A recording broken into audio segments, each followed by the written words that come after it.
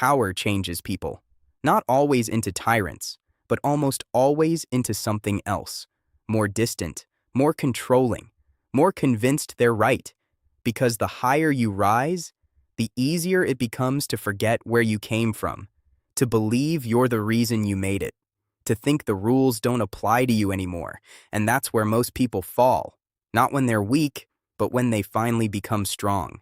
Because power doesn't test your ability, it tests your character, and very few people pass that test. But there was a man who had power beyond imagination, influence across lands, authority over people, resources at his command. And yet, he didn't become arrogant. He didn't become corrupt. He didn't lose himself. Dhul-Qarnayn, a leader who moved through the world, not to dominate it, but to serve a purpose within it. And that's what makes his story different, because most powerful people want control. He wanted responsibility. He was given the means, the resources, the access, everything needed to shape the world around him, and he used it, but not for ego, not for status, not for recognition, for justice. Pause. That's rare, because when people gain power, they start thinking about what they can take, not what they can give. Dhul-Qarnayn approached people and gave them a choice: justice, clarity, accountability. To the one who does wrong, we will punish him. Clear, firm, uncompromising. But then, and to the one who believes and does righteousness. A different path, a balanced approach, not emotional, not reactive, principled. Because real leadership is not about control, it's about consistency. And most people lose that. The moment they gain authority, they become selective. They apply rules differently. They bend truth to fit their interests. But Dhul-Qarnayn didn't. He stayed grounded. And that's the part you need to understand. Power doesn't make you lose yourself. It exposes who you already are. If you're grounded, power amplifies it. If you're arrogant, power reveals it. If you're insecure, power hides it temporarily. But eventually, it comes out. And that's why most people can't handle success, because they weren't built for it.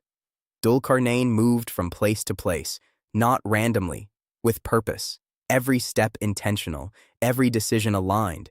And then, he reached a place between two barriers. A people, struggling, weak, threatened by a force they couldn't stop, Ya'juj and Ma'juj, chaos, destruction, relentless. And they asked for help. They offered payment. Think about that. A perfect opportunity. Power, control, money, recognition. Most people would take it, leverage it, use it. But Dhul-Qarnayn refused. Not the help, the payment. What my Lord has given me is better. Pause. That's the mindset. Not greed, not accumulation. Contentment, trust, awareness of where everything comes from. Because when you know your blessings are from Allah, you don't need validation from people. You don't need to extract more. You don't need to prove anything. You just do what's right. And he did. He built the barrier, not alone. With the people, he involved them. He empowered them. He didn't position himself above them. He worked with them. Because real leaders don't create dependence. They create strength in others. And when it was done, when the wall stood strong, when the problem was solved, he didn't take credit. He didn't stand there and say, "Look what I built." He said, "This is a mercy from my Lord." Let that sit. After all that effort, all that work, all that success, he didn't attribute it to himself. He attributed it to Allah. And that's the difference, because success can do two things. It can make you grateful, or it can make you arrogant. It can remind you of Allah, or it can make you forget Him. And most people forget. They start with humility, they begin with sincerity. But as things grow, so does their ego, so does their attachment to dunya, so does their need for recognition. Until one day, they look the same as the people they once criticized. But Dhul-Qarnayn didn't change, because his foundation was strong, built on tawakkul, on awareness, on accountability. And here's the deeper truth. Power is not just about kingdoms. It's not just about leadership.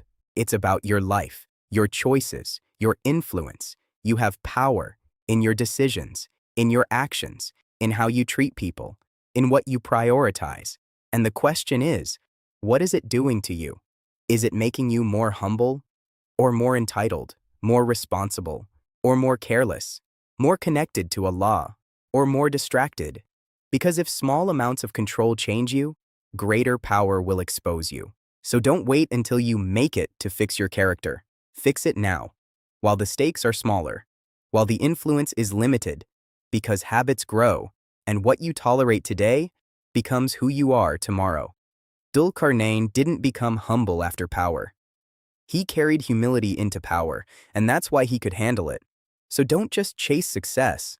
Build the character that can survive it, because without that, success will change you. Slowly, quietly, until you don't recognize yourself anymore. But with it, success becomes something else, a tool, a responsibility, a test you can pass. If this made you reflect, good. That means you're thinking deeper. And if this changed your perspective, subscribe. Because the next video might change your life.